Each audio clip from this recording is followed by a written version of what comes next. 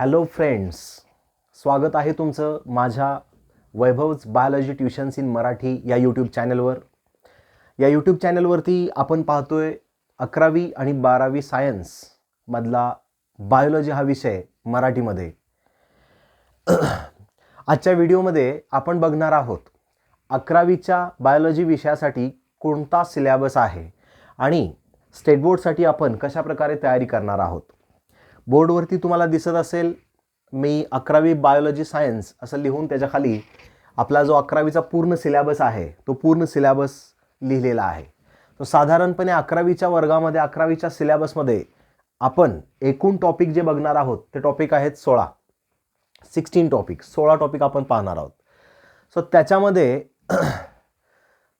Living world, सिस्टमॅटिक्स, kingdoms, त्याच्यानंतर सेल्सशी related, ऑर्गनशी related, टिश्यूशी आणि शेवटी सिस्टमशी रिलेटेड टॉपिक्स आहेत. आपण 11वीचा सिलेबस हा 12वीच्या सिलेबसची तयारी म्हणून करणार आहोत किंवा 11वीचा सिलेबस हा 12वीच्या सिलेबसची प्रिपरेटरी फेज म्हणून आपण बघणार आहोत. म्हणजे जसं आपण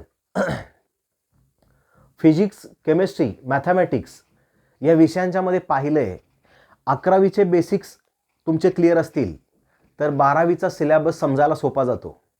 म्हणजे फिजिक्स, केमिस्ट्री आणि मॅथमॅटिक्समध्ये बराचसा असा सिलेबस आहे जो 11वीला तुमचा क्लिअर होणं गरजेचं आहे तरच 12वीचे बरेचसे टॉपिक तुम्हाला सोपे जातील. पण 11वीमधला बायोलॉजी हा जो विषय आहे या विषयाची स्टडी तुम्ही साधारणपणे 7वीच्या सायन्स, 8वीच्या सायन्समध्ये केलेली आहे, 9वी 10वीच्या सायन्समध्ये सुद्धा केलेली आहे. 12वी आणि 11वीचा बराचसा बायोलॉजीचा सिलेबस तुमचा यादी झालेला आहे. 11वीचे टोटल टॉपिक जे तुम्हाला दिसत आहेत हे टॉपिक आणि 12वीला येणारे टॉपिक हे सगळेच्या सगळे टॉपिक एकमेकांशी कुठंही कोरिलेट झालेले नाहीत, कुठंही एकमेकाला कनेक्ट झालेले नाही आहेत. म्हणजेच काय, या प्रत्येक टॉपिकचं एक स्पेसिफिक वेटेज आहे.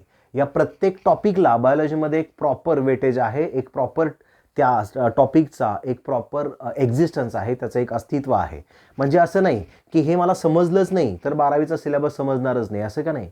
12वीचा सिलेबस तुम्ही आता जरी स्टडी करायला घेतला तरी तो इझिली समजेल. का? कारण 12वीचा सिलेबस 11वीच्या सिलेबसवरती डिपेंड नाही आहे. नीट समजून घ्या. बायोलॉजीमध्ये तुम्हाला काय माहीत पाहिजे तर बायोलॉजीच्या बेसिक कन्सेप्ट्समध्ये तुम्हाला माहीत पाहिजे सेल म्हणजे काय, त्याच्यानंतर टिश्यू म्हणजे काय, ऑर्गन्स म्हणजे काय, सिस्टम म्हणजे काय आणि बॉडी म्हणजे काय, जे बऱ्यापैकी आपण शिकलेलो आहोत. आपण आज 11वीच्या सिलेबसमध्ये काय आहे ते एकदा ओव्हरलुकआउट करून घेऊयात, पाहून घेऊयात, म्हणजे आपल्याला पुढं जायला सोपं जाईल. बघा, 11वीच्या सिलेबसमध्ये पहिले जे 4 टॉपिक मी लिहिलेत रेड कलरमध्ये, त्यातला पहिला टॉपिक आहे लिव्हिंग वर्ल्ड, सेकंड टॉपिक आहे सिस्टमॅटिक्स ऑफ लिव्हिंग ऑर्गॅनिझम, नेक्स्ट आहे किंगडम प्लांटी आणि त्याच्या पुढं आहे किंगडम ॲनिमालिया. नीट समजून घ्या. जो सिलेबस आपल्याला इंडेक्समध्ये 1, 2, 3, 4 अशा सिरीजनं दिला आहे त्याची स्टडीसुद्धा तशीच करणं गरजेचं असतं. समजून घ्या. बऱ्याच वेळेला होतं काय, आपण पहिला टॉपिक स्टडी करतो, मग 7व्या टॉपिकला जातो, मग 10व्या टॉपिकला जातो, मग 12व्या टॉपिकला येतो. ह्याचा जो इंडेक्स दिला आहे त्या इंडेक्सच्या पाठीमागं काही ना काहीतरी सिस्टमॅटिक्स असणार आहे, हे समजून घ्या. बघा, बायोचा सिलेबस स्टडी करताना ह्या सिलेबसची जर एक प्रॉपर लिंक लावून घेतली आपण तर हा सिलेबस समजायला खूप सोपा, म्हणजे अतिशय सोपा आहे. म्हणजे काय आहे बघा, बायोलॉजीमध्ये जसं आपण बघितलं की बायोलॉजीमध्ये आपण स्टडी करणार आहोत लिव्हिंग ऑर्गॅनिझमची, तर लिव्हिंग ऑर्गॅनिझम म्हणजे काय हे माहिती असणं गरजेचं आहे. बघा, सायन्समध्ये आपण बऱ्याच वेळेला बघितले किंवा ऐकलेलं आहे की बिग बँग थेरी झाली आणि पृथ्वी निर्माण झाली. ही पृथ्वी आजपासून 4600 मिलियन्स वर्षापूर्वी निर्माण झाली, साधारणपणे आपल्याला माहिती आहे. त्याच्यानंतर आजपासून 3600 मिलियन वर्षापूर्वी पहिला पाऊस पडला पृथ्वीवर. पुढं हळूहळू तुम्हाला येईलच, हे ऐकायला मिळेलच, हे मी सांगेनच की पृथ्वीची निर्मिती कशी झाली, मग पाऊस कसा पडला आणि मग बाकीचं काय काय इव्हॉल्युशन जे आहे ते आपण पुढं बघणारच आहोत. पण आता तात्पुरतं एवढं लक्षात ठेवा, हा सिलेबस स्टडी करताना आपल्याला काय नेमकं स्टडी करायचं आहे तर पृथ्वी निर्माण झाल्यावर त्या पृथ्वीवरती पहिला लिव्हिंग ऑर्गॅनिझम कुठं आणि कोण आणि कसा तयार झाला. नीट समजून घ्या. एकदा पृथ्वीवरती सृष्टी निर्माण झाली, लिव्हिंग ऑर्गॅनिझम्स निर्माण झाल्याच्या नंतर ते जे सगळेच्या सगळे लिव्हिंग ऑर्गॅनिझम्स आहेत त्या सगळ्या लिव्हिंग ऑर्गॅनिझमचं विश्व म्हणजे पहिला टॉपिक आहे लिव्हिंग वर्ल्ड. लक्षात येतं का बघा. सो ह्या टॉपिकमध्ये आपल्याला स्टडी करायचे आहे की पृथ्वीवरती प्रेझेंट असलेले लिव्हिंग ऑर्गॅनिझम कोणकोणते आहेत आणि त्यांचे प्रकार कुठले कुठले आहेत, व्यवस्थित समजून घ्या. म्हणजे आपल्याला माहिती आहे की पृथ्वीवरती प्रचंड क्वांटिटीमध्ये लिव्हिंग ऑर्गॅनिझम आहेत, मात्र त्यांचे टाईप्स आपण बघितले तर टाईप्स खूप कमी आहेत. म्हणजे मी तुम्हाला असं सांगेन की लिव्हिंग ऑर्गॅनिझम जर आपण बेसिक 3 ग्रुपमध्ये क्लासिफाय केले, एक ॲनिमल्स, दुसरा प्लांट आणि तिसरा मायक्रो ऑर्गॅनिझम्स. सो ॲनिमल्समध्ये सगळे ॲनिमल्स, प्लांटमध्ये प्लांट्स आणि मायक्रो ऑर्गॅनिझममध्ये बॅक्टेरियापासून व्हायरस आणि व्हायरॉइड फंगस बरेचसे कंटेंट्स त्याच्यामध्ये येतील, लिव्हिंग ऑर्गॅनिझम्स येतील, आपण ते बघूया. पण पहिल्या टॉपिकमध्ये आपण स्टडी कशाची करणार आहोत, लिव्हिंग ऑर्गॅनिझम कुणाला म्हणायचं आहे, लिव्हिंग ऑर्गॅनिझमचे बेसिक प्रिन्सिपल्स काय आहेत समजून घ्या. आणि मग ते लिव्हिंग ऑर्गॅनिझम जे आहेत त्यांची स्टडी करायची असेल तर आपल्याला कुठं गेलं पाहिजे, कशी त्यांची स्टडी केली पाहिजे. म्हणजे प्लांटची स्टडी करायची असेल तर आपल्याला बोटॅनिकल गार्डन्स आणि हार्बेरियम म्हणजे काय माहीत पाहिजे. ॲनिमलची स्टडी करायची असेल तर म्युझियम्स म्हणजे काय ते माहिती पाहिजे. झूलॉजिकल पार्क्स म्हणजे काय ते माहिती पाहिजे. बायोडायव्हर्सिटी पार्क म्हणजे काय ते माहिती पाहिजे. सो हे जे 4-5 कन्सेप्ट मी आता सांगितले हे सगळे येतील पहिल्या टॉपिकमध्ये, लिव्हिंग ऑर्गॅनिझम्स लिव्हिंग वर्ल्ड ह्या टॉपिकमध्ये. सो तुम्हाला एकदा तिथं समजलं की लिव्हिंग वर्ल्डमध्ये आपण लिव्हिंग ऑर्गॅनिझमची स्टडी करतोय. तुम्हाला लिव्हिंग ऑर्गॅनिझम क्लिअर झाला पहिल्या टॉपिकमध्ये. मग तुम्ही येतात दुसऱ्या टॉपिकमध्ये. आता दुसऱ्या टॉपिकमध्ये काय शिकायचं आहे तर ते जे काही लिव्हिंग ऑर्गॅनिझम्स आपण बघितलेले आहेत त्या सगळ्या लिव्हिंग ऑर्गॅनिझमचं सिस्टमॅटिकली क्लासिफिकेशन करणं गरजेचं आहे. नीट समजून घ्या. लिव्हिंग ऑर्गॅनिझम तुम्हाला समजला, मात्र त्याचं क्लासिफिकेशन समजणंही तितकंच गरजेचं आहे. प्लांट कुणाला म्हणायचं, ॲनिमल कुणाला म्हणायचं, मायक्रो ऑर्गॅनिझम्स कुणाला म्हणायचं आणि हे का म्हणायचं हे आपल्याला ह्या टॉपिकमध्ये समजेल. Topic number 2, systematics of living ऑर्गॅनिझममध्ये. सो सिस्टमॅटिकली आपण त्यांचं क्लासिफिकेशन करून घेऊयात.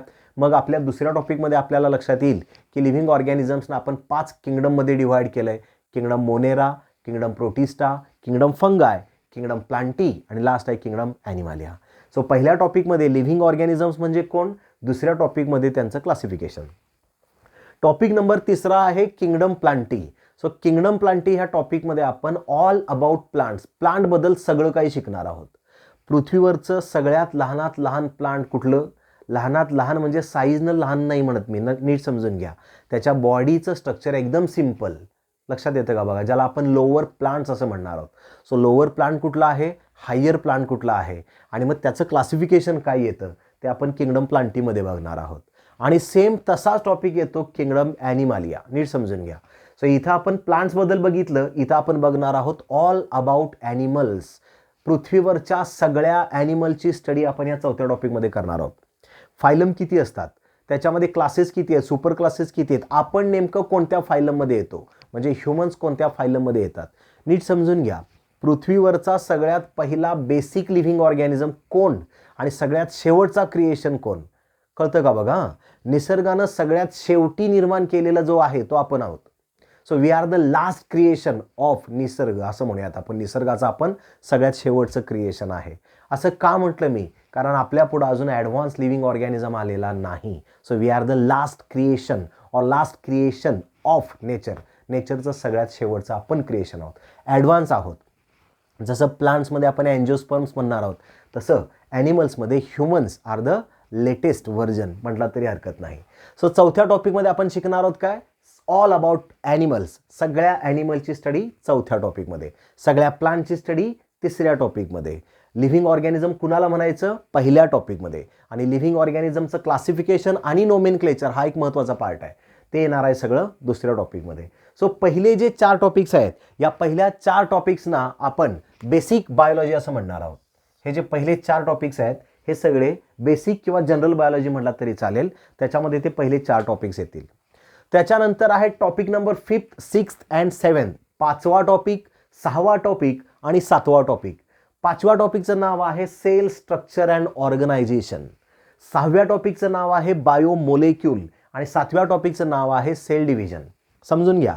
5व्या टॉपिकमध्ये आपण स्टडी कशाची करणार आहोत, सेल म्हणजे काय, कळतं का बघा. सेल म्हणजे काय, सेलच्या आतमध्ये कोणकोणती स्ट्रक्चर्स असतात, कोणकोणते घटक असतात, ज्यांना आपण सेल ऑर्गॅनेल्स असं म्हणणार आहोत, कळतं का बघा. सो सेलमध्ये स्ट्रक्चर्स कोणकोणते आहेत, सेलमध्ये ऑर्गॅनेल्स कोणकोणते आहेत, सेल कशी बनली, सेलचं ऑर्गनायझेशन काय आहे, कळतं का बघा? आपण 8वी 9वी मध्ये शिकलो हे सगळं. सेल वॉल असतं, सायटोप्लाझम असतं, न्यूक्लियस असतो, मायटोकॉन्ड्रिया असतं, ते सगळंच्या सगळं इथं बघणार आहोत परत एकदा. म्हणजेच काय तर 5व्या टॉपिकमध्ये सेलमध्ये प्रेझेंट असणाऱ्या सगळ्या फिजिकल स्ट्रक्चरची स्टडी करणार आहोत. आणि 6वा जो टॉपिक आहे बायोमोलिक्यूल, हा सुद्धा सेलचाच टॉपिक आहे. म्हणजेच काय, सेलमध्ये केमिकल कोणकोणती प्रेझेंट असतात ते 6व्या टॉपिकमध्ये येईल. समजतं का बघा? नीट कन्सेप्ट क्लिअर करून घ्या. 5वा टॉपिक 50% सेल आणि 6वा टॉपिक पण 50% सेल. म्हणजे काय, 5व्या टॉपिकमध्ये सेलचे फिजिकल कॅरेक्टर्स किंवा फिजिकल स्ट्रक्चर्स आणि 6व्या टॉपिकमध्ये सेलचे केमिकल प्रॉपर्टीज. सेलमध्ये कुठली कुठली स्ट्रक्चर प्रेझेंट असतात 5व्या टॉपिकमध्ये, सेलमध्ये कोणकोणती केमिकल प्रेझेंट असतात 6व्या टॉपिकमध्ये. सो 5वा आणि 6वा हे 2 टॉपिक तुमचे क्लिअर झाले म्हणजे तुम्हाला सेल समजली. लक्षात आलं का बघा? आणि एकदा का तुम्हाला सेल समजली की पुढे आपण सेलची प्रॉपर्टी बघणार आहोत, दॅट इज सेल डिव्हिजन. म्हणजे हे तिन्हीच्या तिन्ही टॉपिक सेल्युलर बायोलॉजीचे टॉपिक आले, समजून घ्या. पहिल्या टॉपिकमध्ये 5व्या टॉपिकमध्ये सेलचे फिजिकल स्ट्रक्चर्स, 6व्या टॉपिकमध्ये सेलचे केमिकल स्ट्रक्चर्स आणि 7व्या टॉपिकमध्ये सेलची property, that is cell division. Cell division म्हणजे काय, का होणं गरजेचं आहे आणि सेल डिव्हिजनच्या टाईप्स कुठल्या असतात, सेल डिव्हिजन कशी होते, मुख्य सेल डिव्हिजन झालीच नाही तर काय होणार. कळतं का बघा? हे सगळे कन्सेप्ट आपल्याला इथं बघणार आहोत. तर ह्या 5, 6, 7 या 3 टॉपिकमधला टॉपिक नंबर 5वा जो आहे टॉपिक नंबर 6वा जो आहे, हा 6वा टॉपिक CETला गरजेचा आहे. सो 11वीच्या सिलेबसमध्ये एकूण 4 टॉपिक आपण CETला बघणार आहोत. त्यातला पहिला आणि महत्त्वाचा टॉपिक आहे बायोमोलिक्यूल. ओके, सो 5वा टॉपिक, 6वा टॉपिक झाला, 7वा टॉपिक झाला. ह्या 3 टॉपिकमध्ये आपण काय शिकलो, ऑल अबाउट सेल. नीट समजून घ्या. ह्याच्यामध्ये आपण शिकणार आहोत फक्त सेल म्हणजे काय. आता त्याच्यानंतर आपल्याला माहिती आहे सेल्स कळाल्याच्या नंतर number of cells comes together to form tissue. आपण म्हणतो सेल खूप साऱ्या एकत्र येतात, ज्यांची स्ट्रक्चर सेम असतील, ज्यांची फंक्शन सेम असतील, अशा सेल्स एकत्र येतील आणि त्यांचा टिश्यू तयार होईल. So cells comes to close together to form tissue. आपण असं म्हटलं सेल नंतर टिश्यू तयार होणार आहे. सो आपण पुढं बघणार आहोत प्लांट टिश्यूज अँड ॲनाटॉमी. प्लांटच्या बॉडीमधले सगळे टिश्यू आपण 8व्या टॉपिकमध्ये शिकणार आहोत. लक्षात येतं का बघा? All tissue of the plants, प्लांटच्या बॉडीमधले सगळे टिश्यू, प्लांटच्या बॉडीमध्ये टिश्यू कुठले कुठले प्रेझेंट असतात आणि त्यांची फंक्शन्स काय काय असतात, आणि शिवाय ते जे टिश्यू आहेत त्यांची फंक्शन्स म्हणजे त्यांची ॲनाटॉमी. ॲनाटॉमी फिजिओलॉजी कन्सेप्ट्स वेगळे वेगळे आहेत, समजून घ्या. फिजिओलॉजी मीन्स स्ट्रक्चर, बॉडीचं स्ट्रक्चर, आणि ॲनाटॉमी म्हणजेच काय तर त्या स्ट्रक्चरची फंक्शन्स समजून घ्या. सो ॲनाटॉमी, मग ते जे टिश्यू आहेत प्लांटमधले त्या सगळ्यांची फंक्शन्स कुठले कुठले आहेत ते आपण 8व्या टॉपिकमध्ये शिकणार आहोत.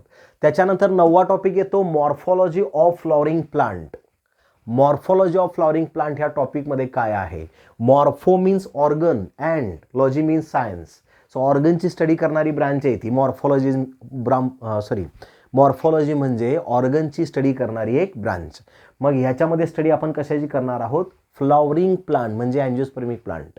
असं प्लांट ज्याला फुले येतात, ते फुले येणारे जे प्लांट आहे त्या प्लांटच्या बॉडीमधल्या सगळ्या ऑर्गनची स्टडी आपण इथं करणार आहोत.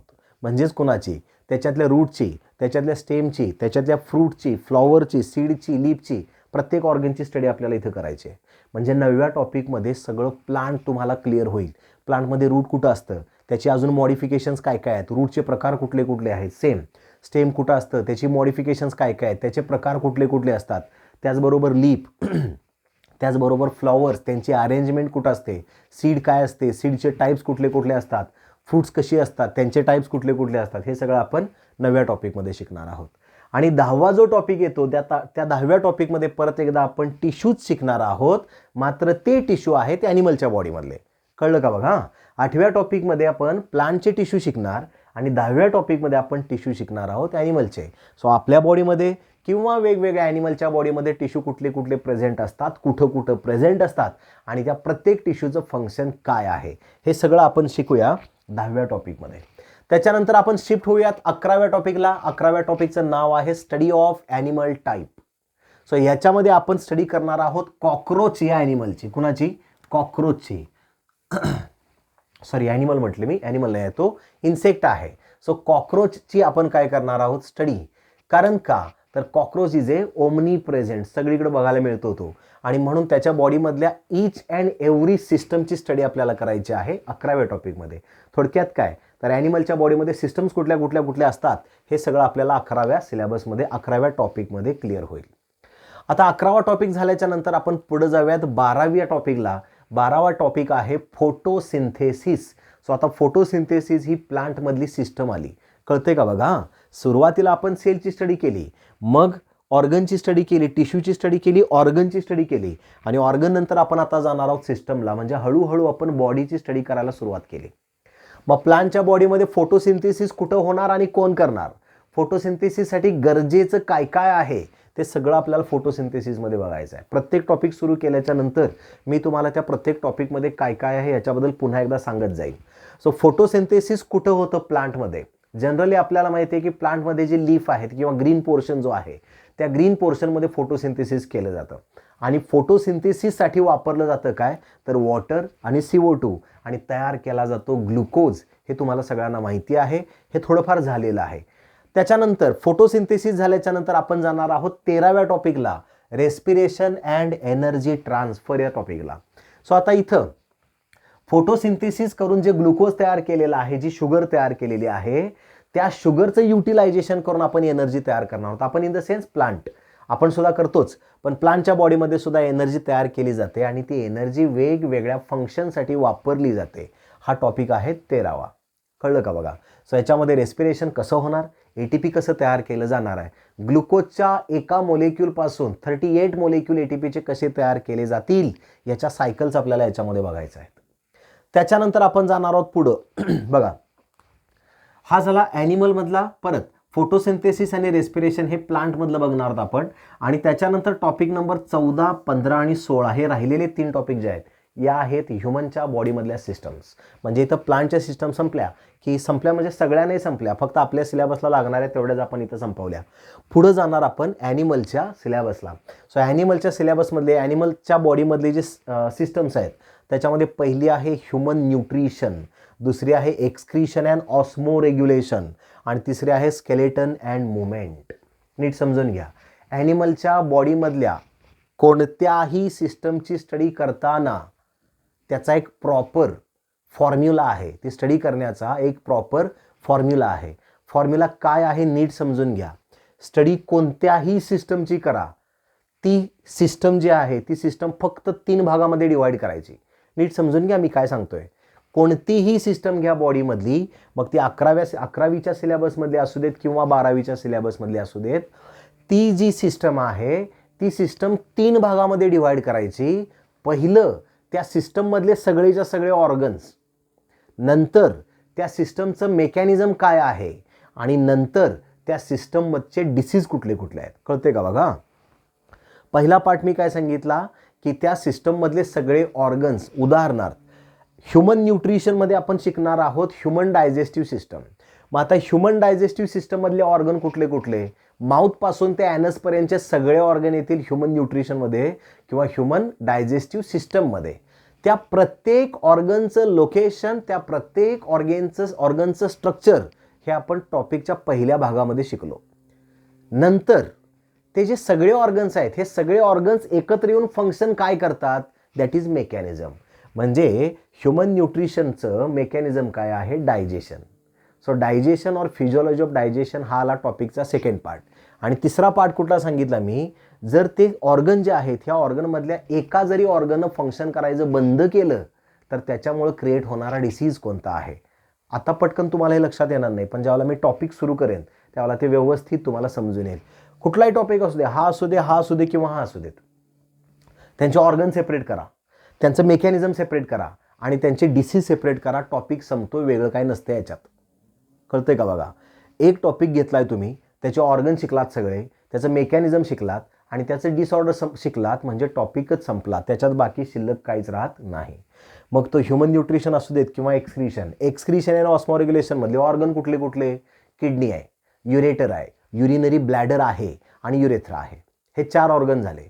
हे 4 ऑर्गन्स काय फंक्शन करतात, दॅट इज एक्सक्रीशन, म्हणजे मेकॅनिझम झालं.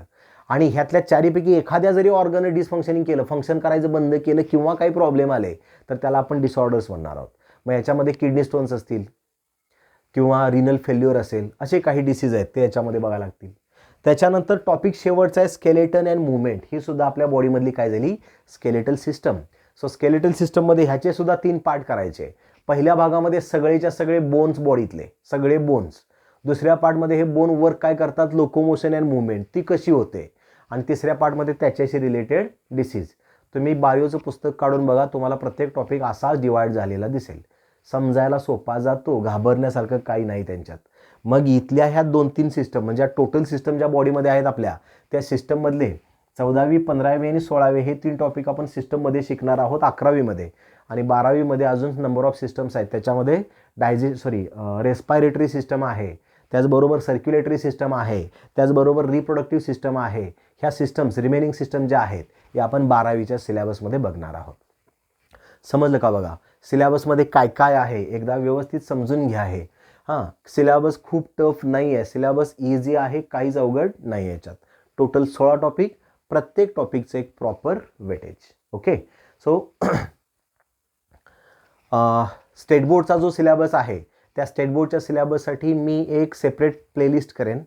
त्याच्यामध्ये फक्त स्टेट बोर्डचा सिलेबस येईल आणि नीट आणि CETसाठीची प्लेलिस्ट माझी ह्याच चॅनेलवरती वेगळ्या पद्धतीने मी पब्लिश करेन. त्याचे नोटिफिकेशन्स मी तुम्हाला आधीमध्ये प्रॉपर देत राहीन. तोपर्यंत भेटूया पुढच्या लेक्चरमध्ये. तोपर्यंत नमस्कार. थँक्यू.